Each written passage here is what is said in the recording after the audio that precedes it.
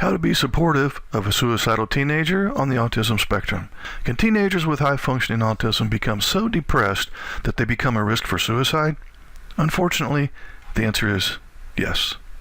Research reveals a 50% demonstration of what we call suicidal ideation, that in other words, talking about killing yourself, with Asperger's and high-functioning autistic teens. When we look at the cases of teens on the autism spectrum who have attempted suicide or talk about committing suicide, the main issues usually revolve around self-esteem and social isolation. Do you think your teenager may be suicidal? If so, then be sure to do the following. Ask if she is thinking about suicide. Ask if she has a plan for the suicide attempt. If so, take her seriously and move quickly to get help. Remove anything that would help him carry out his plan. For example, guns, drugs, alcohol, knives, and so on. Don't act shocked if he has a plan. And don't ask why, because that will encourage defensiveness.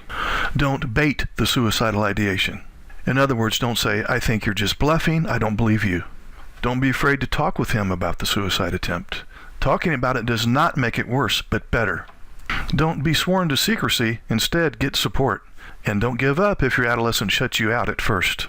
Also, don't tippy-toe around the issue of teen depression in an attempt to protect your other kids. Kids know when something is wrong. When left in the dark, their imaginations will often jump to far worse conclusions. Don't try to talk your teen out of his depression, even if his feelings or concerns appear silly or irrational to you.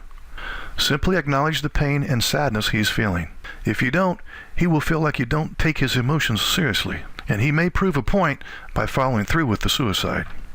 If your teenager on the autism spectrum has been bullied over the years, any threats of suicide should be taken even more seriously. Students that are bullied are around 2 to 9 times more likely to consider suicide than non-victims. One study found that at least half of suicides among young people are related to bullying. 10 to 14-year-old teen girls are most likely to commit suicide based on this study. Isolation only makes depression worse. So encourage your adolescent to see friends and praise efforts to socialize. Living with a depressed adolescent can be difficult and draining. At times you may experience exhaustion, rejection, despair, aggravation, or any other number of negative emotions. During this trying time, it's important to remember that your teen is not being difficult on purpose. Make sure you take any threat of suicide seriously.